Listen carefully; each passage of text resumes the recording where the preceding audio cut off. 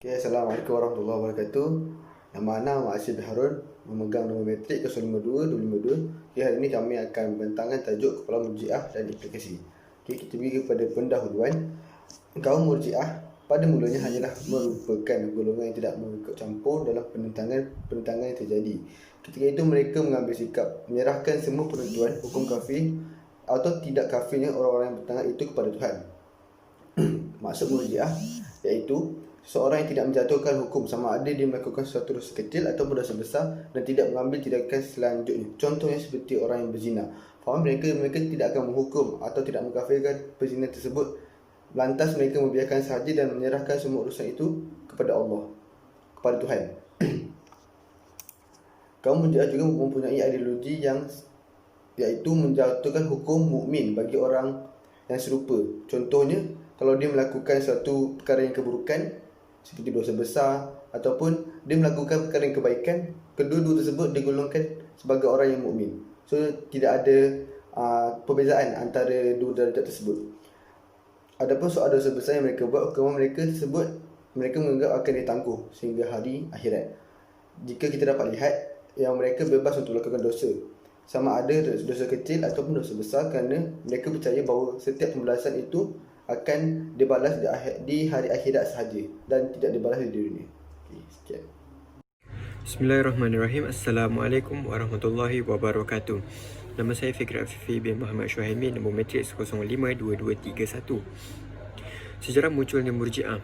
Permulaan idea munculnya Murji'ah ini dia datang sama hal dengan Khawarij ketika mulanya, dan ia berkaitan tetap dengan politik, atau lebih tepatnya berkaitan dengan masalah khalifah yang menimbulkan pertikaian di antara umat Islam ketika itu. Hal ini terjadi ketika itu di Madinah setelah munculnya peristiwa pemberontakan yang datang dari Mesir dan menyebabkan terbunuhnya Khalifah Uthman bin Affan pada tahun 35 Hijrah, atau tepatnya tanggal 13 Jun tahun 856 Masihi. Seandainya tidak munculnya persoalan khalifah tersebut, maka kemunculan Khawarij dan Syiah di kemudian hari tidak akan ada. Wallahu a'lam. Tapi apapun, benda ini telah ditentukan oleh Allah SWT. Kullu syai'in bil hikmah. Cuma apa yang kita faham tentang Murji'ah ini, mereka menganggap bahawa pelaku dosa besar tetap dianggap beriman dengan iman yang sempurna, manakala dosa bagi pelaku yang melakukan dosa itu diserahkan kepada Allah Subhanahu Wa Taala. Iaitu kalau sekarang memang akidah sangat berbeza dengan kita, sama ada diampuni atau tidak, wallahu alam. Itu apa yang difahami ataupun apa yang diikuti oleh kaum Murji'ah tersebut. Wallahu alam. Bismillahirrahmanirrahim. Assalamualaikum warahmatullahi taala wabarakatuh. Alhamdulillah rabbil alamin, wassalatu wassalamu ala asyrafil anbiya wal mursalin wa ala alihi washabbihi ajma'in. Jadi sambung kepada jenis-jenis ataupun pembahagian kepada kelompok Murji'ah. Jadi fahaman Murji'ah ni seperti mana fahaman Khawarij, fahaman Murji'ah juga ada beberapa pembahagian kelompok. Jadi kita tengok yang pertama sekali adalah Murji'ah Sunnah. Jadi Murji'ah Sunnah ni adalah satu kelompok yang mana kelompok ni yakin bahawa para pendosa ataupun orang yang melakukan kesalahan ni akan dibalas sesuai dengan kadar kesalahan dan dosa yang telah dilakukan oleh individu tersebut. Jadi seterusnya adalah Murji'ah Jabariyah. Jadi Murji'ah Jabariyah ni pada asalnya beliau Murji'ah Jabariyah ni adalah golongan kelompok pengikut Jaham bin Safwan. Jadi golongan ni berpendapat bahawa hakikat keimanan ni hanyalah pengetahuan yang ada dalam hati. Jadi oleh sebab tu setiap dosa ataupun setiap kesalahan yang dilakukan individu ni tak akan mempengaruhi keimanan seseorang. Jadi golongan ni berpendapat bahawa setiap pengucapan lisan ni dan amalan soleh seseorang ni tak termasuk sebahagian daripada iman, tak termasuk sebahagian daripada hakikat keimanan seseorang individu. Jadi yang seterusnya adalah Jabariyah Al-Qadariyah. Jadi Jabariyah Al-Qadariyah ni adalah satu kelompok Murji'ah yang kelompok ni diketuai ataupun dipimpin oleh Gilan Al-Dimishqi atau lebih dikenali sebagai Al-Gilaniyah. Baik, seterusnya sambung kepada Murji'ah Al-Khalisah. Jadi kelompok ataupun golongan Murji'ah Al-Khalisah ni adalah satu kelompok yang bahkan para ulama pun masih berselisih dalam menetapkan penamaan terhadap kelompok mereka ni. Jadi kelompok Murji'ah ni tak banyak maklumat yang dapat untuk kita kenal lebih pasti ataupun lebih dalam mengenai dengan Murji'ah Al-Khalisah ni. Okay, jadi kita terus kepada Murji'ah Al-Karamiyah. Di Murji'ah Al-Karamiyah ni adalah satu kelompok yang mana kelompok ini terdiri daripada pengikut Muhammad bin Karam. Jadi kelompok ni ada golongan ni berpendapat bahawa iman ni adalah pengucapan dengan lisan. Jadi untuk membuktikan keimanan seseorang tu hanyalah melalui lisan semata-mata, tidak melalui hati. Jadi golongan ni berpendapat bahawa sekiranya seorang individu tu telah melakukan syahadah melalui lisan, maka individu tersebut telah pun orang kata diiktiraf sebagai seorang yang mukmin. Walaupun dalam hati individu tu semasa mengucapkan syahadah tu, walaupun dalam hati dia tu berbohong atau berdusta, golongan ni masih yakin bahawa individu tersebut telah pun diiktiraf sebagai seorang yang mukmin. Jadi seterusnya adalah Murji'ah Al-Khawarij.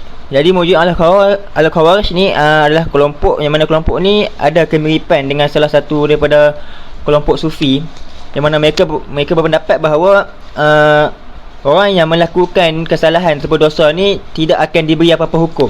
Jadi mereka tidak menetapkan apa-apa hukum terhadap orang yang melakukan dosa ni ataupun orang yang melakukan kesalahan ni. Okay, baik, jadi seterusnya adalah untuk Murji'ah Jahmiyah. Jadi Murji'ah Jahmiyah adalah satu kelompok ataupun satu fahaman daripada Murji'ah, yang mana mereka ni yakin akan pandangan mereka bahawa setiap individu yang mana telah percaya akan Tuhan tersebut, lalu kemudian mereka mengatakan kufur dengan lisan, maka individu tersebut tidaklah diiktiraf sebagai kafir. Sebab bagi mereka ni kafir dan iman ni adalah dalam hati. Jadi apa yang mereka katakan, apa yang terlafaz daripada lisan mereka ni adalah tidak, orang kata apa, tidak bernilai lah, tidak bernilai. Jadi seterusnya adalah Murji'ah Solehiyah. Jadi Murji'ah Solehiyah ni pandangan mereka adalah keimanan ni adalah tentang kenal Allah, tentang mengetahui tentang Allah. Jadi manakala kufur pula adalah tidak tahu berkenaan dengan Allah. Lalu mereka berpendapat bahawa ibadah adalah sekadar bentuk keimanan. Jadi mereka yakin bahawa segala bentuk ibadah, yakni solat, puasa, zakat dan sebagainya adalah satu bentuk kepatuhan sahaja kepada Allah, kepatuhan semata-mata kepada Allah, bukanlah tahap keimanan yang tinggi. Jadi seterusnya adalah Murji'ah Yunusiyah ataupun Murji'ah Yunusiyah dan juga Murji'ah Ubaidiyah. Jadi kelompok Murji'ah ni mereka berpandangan ataupun berpendapat bahawa setiap perbuatan ataupun dosa, setiap perbuatan dosa ataupun maksiat mereka lakukan ni tidaklah merosakkan keimanan mereka hingga menjadikan mereka sebagai seorang yang musyrik. Sebab mereka percaya bahawa perbuatan itu tak akan mengganggu iman seseorang walaupun orang tersebut hidup ataupun mati. Jadi untuk yang seterusnya adalah Murji'ah Hasaniyah. Jadi Murji'ah Hasaniyah ni adalah satu kelompok yang mana mereka beranggapan bahawa sekiranya seorang individu tu tak tahu mengenai hal dasar dalam agama Islam, sebagaimana contoh, seorang individu tu berkata bahawa dia tahu bahawa Allah melarang untuk makan babi, tapi dia tak tahu babi tu yang mana satu, sehingga dia kata bahawa kambing itu adalah babi. Jadi untuk golongan ni, bagi golongan Murji'ah, untuk orang yang macam ni mereka masih dianggap sebagai seorang mukmin.